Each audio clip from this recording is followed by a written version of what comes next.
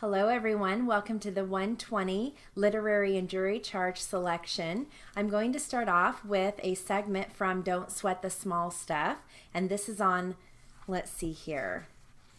Imagine that everyone is enlightened except you. Okay, ready? This strategy gives you a chance to practice something that is probably completely unacceptable to you. However, if you give it a try, you might find that it's one of the most helpful exercises in self-improvement. As the title suggests, the idea is to imagine that everyone you know and everyone you meet is perfectly enlightened. That is, everyone except you. The people you meet are all here to teach you something. Perhaps the obnoxious driver or disrespectful teenager is here to teach you about patience. The punk rocker might be here to teach you to be less judgmental. Your job is to try to determine what the people in your life are trying to teach you.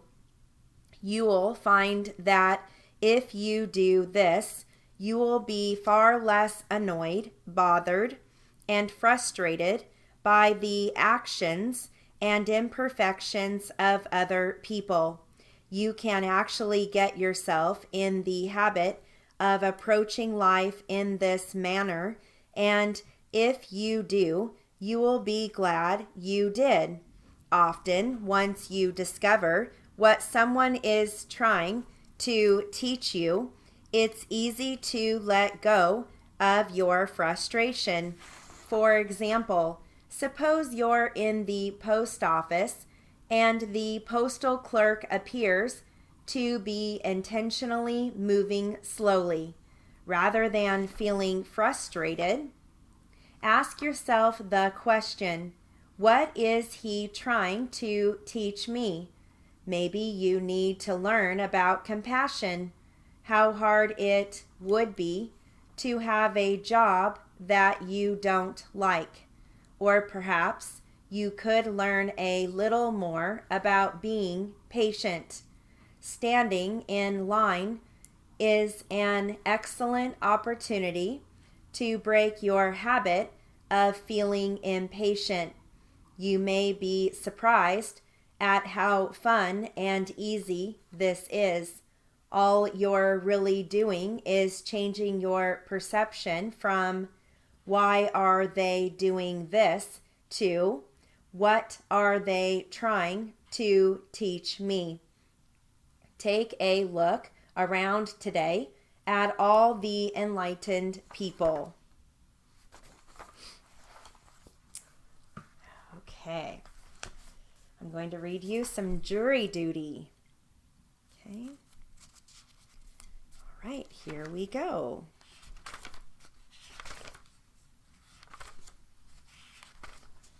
Ready? Welcome, ladies and gentlemen.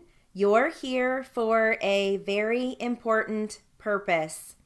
You're here for jury service. This is one of the things that you can actually do to display your patriotism. You can serve in the military, but that's a big one. But the other stuff, like waving the flag on the 4th of July, pasting the American flag on the back of your pickup truck, I'm not putting stock in those things. I'm more about the doing. This is the doing. When you vote, you can mail that one in. This one, we need you in person. The whole system of justice is founded on getting 12 strangers here to listen to some facts, regardless of where the chips may fall. And that's one of the things that makes everybody want to be here as opposed to somewhere else. It only happens when we all do our duty. This is a case of Mrs. Rodders, RIF 132260. My clerk is going to administer the oath. When we ask you questions, you have to answer them truthfully. In just a second, she's very busy. Everybody, please stand up and raise your right hand. Thank you. You may be seated. Now, this is a serious case. This is serious business. The prosecution, the defense, the court, we all take it seriously. And we're planning on you being honest. The jury oath is the foundation of the system, okay? You've been summoned as a juror in a criminal case, and this is a serious case. There are 3 defendants. It's a death penalty case, and we're in the 2-phase process of picking the jury. The first phase, which we're doing right now, is time qualifying. Can you afford the time? You know, I'm a strong believer you should sacrifice a little bit for your country. But I don't want you to take out a second trust deed on your house or go to any extreme. That's the kind of thing we're going to go through right now. For those people that have the time, we'll have a questionnaire for you to fill out, and you will come back May 3rd to actually have the in-person kind of voir dire you've seen on TV, where attorneys ask you questions and we actually choose the 12 people. And that's the part that goes to the merits. Can you serve on this case? Kind of case.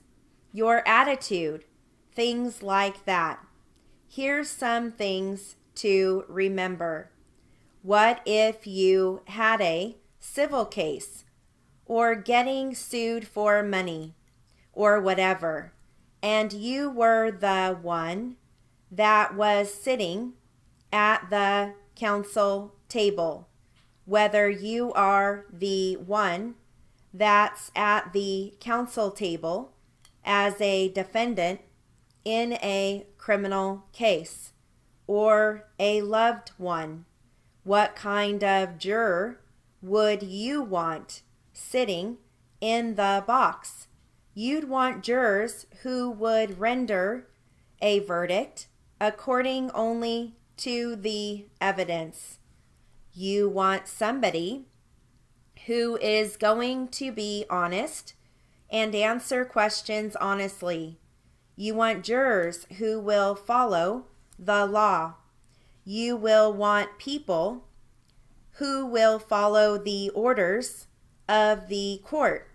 For example, the orders not to discuss the case with anyone. You want people who will follow the law even if they disagree with it. Okay, and there is more to this, but I'm going to stop there so we can switch material. Okay, I've got an article for you.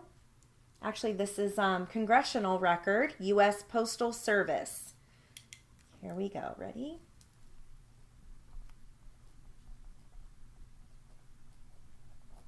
All right. Mr. Speaker, 3 months ago, I introduced H.R. 13, a bill designed to provide for congressional review of our postal services. In recent years, the U.S. Postal Service has proposed the elimination of the 6-day mail delivery plan. The Postal Service has recently dropped this ill-advised idea following a series of protests from the postal employees, the public, and Congress. The Postal Service established a policy that, with the exception of certain residences, no new residential developments would have the privilege of receiving door-to-door or box-to-box mail service. Most recently, the Postal Service has announced plans to continue the new 9-digit zip code system despite the broad opposition of the public to this proposal. These and other programs and policies of the U.S. Postal Service are indicative of the sad state of the objectives of the Postal Reform Act of 1990. The Postal Reform Act has had a negative effect and has been unable to serve the public efficiently and effectively. The policy of the U.S. Postal Service is too important to be removed from the responsibilities of Congress. The American people rely on Congress to consider and to resolve the problems of the U.S. Postal Service. My bill, H.R. 19, addresses these problems. However, the U.S. Postal Service proposes a change to the postal services that would have a national impact. The Postal Service must submit that proposed change to Congress. Congress would then authorize the appropriate committees to review the changes and approve, reject, or suggest revisions. If within 90 days of the committee, if they make their recommendation, the U.S. Postal Service would have another 90 days to implement any changes.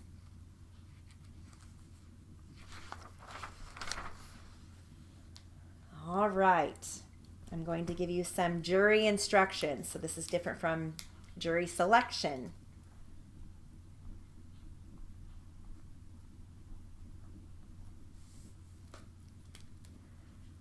Okay, and I do have a small word list that I can give you so you can kind of write these words out. It will be helpful. You're going to hear factual, intentionally, paragraph, surplus, and then surplusage, penalty, probation, menacing, enhancement, potential, foreman, robbery, technically, prosecution, which there is a brief for that, it's initial PR, final GS, firearm, and sequence. Okay, all right, here we go. People versus McKinley. All parties are present.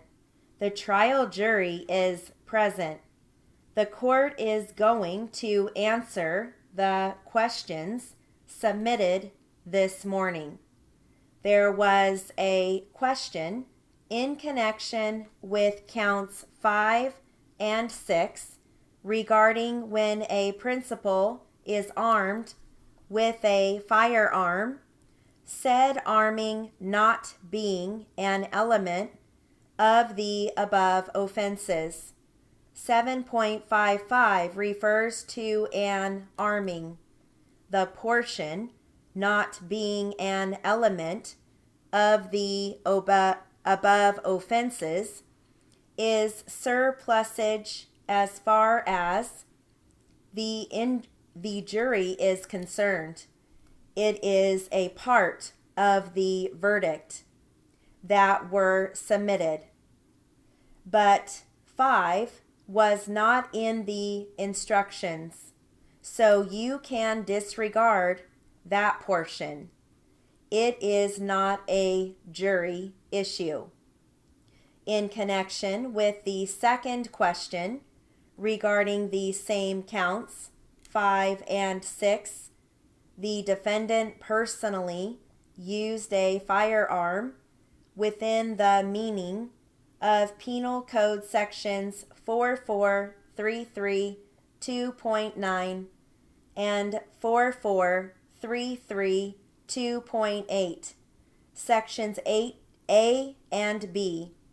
What is meant by used?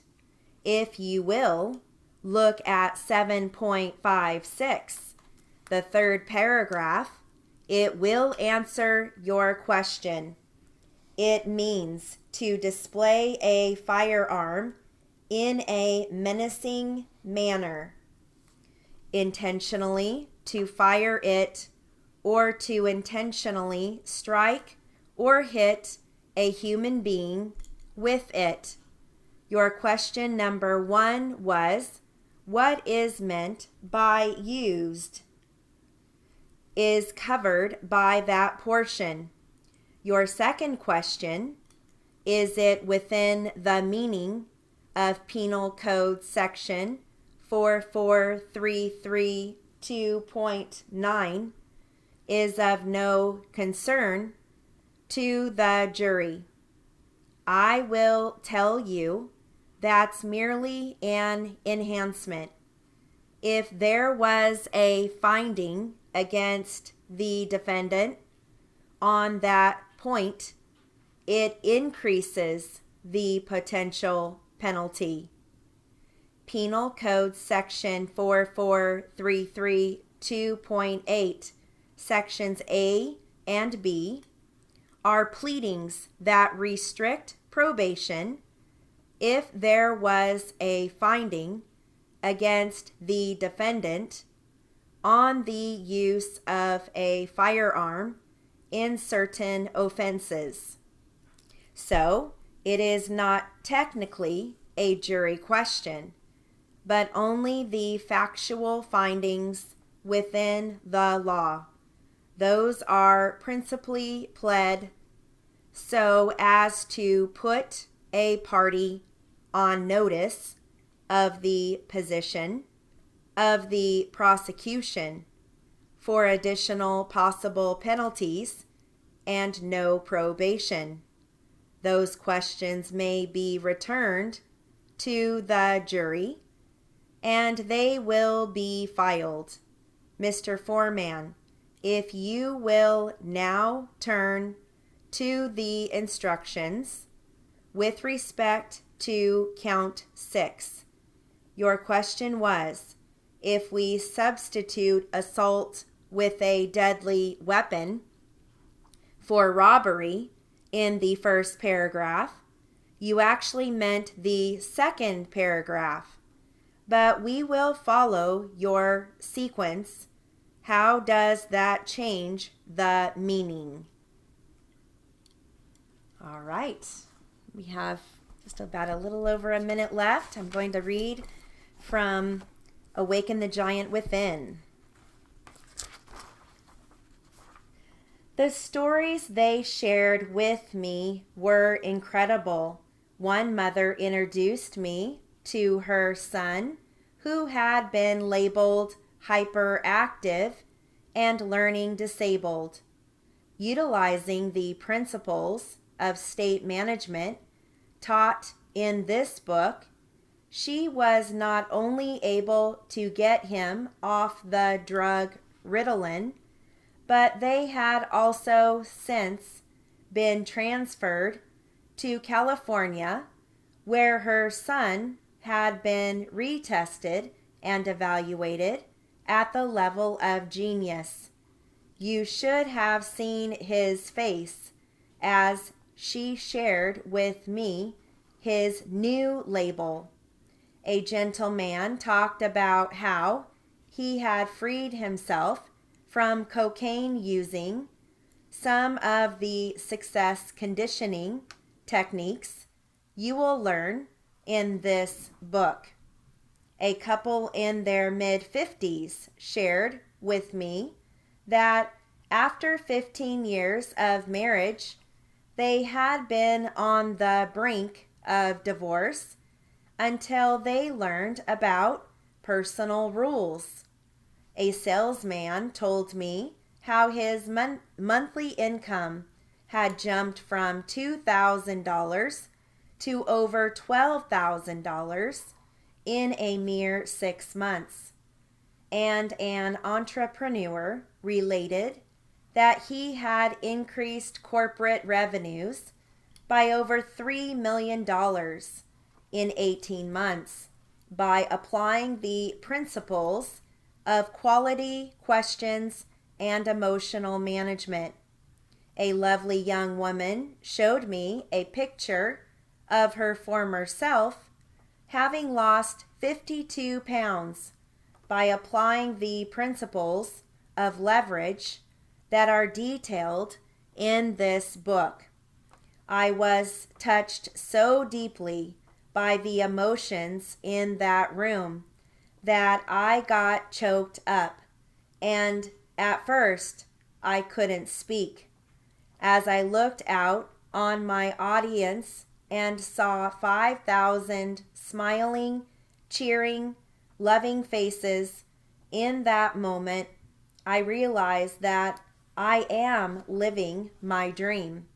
What a feeling to know that beyond a shadow of a doubt, I had the information, strategies, philosophies, and skills that could assist any one of these people in empowering themselves to make the changes they desired most. Okay, we'll stop there and finish continuing with this in the next literary class. So that concludes our 120 Jury Charge and Literary. Have a great day.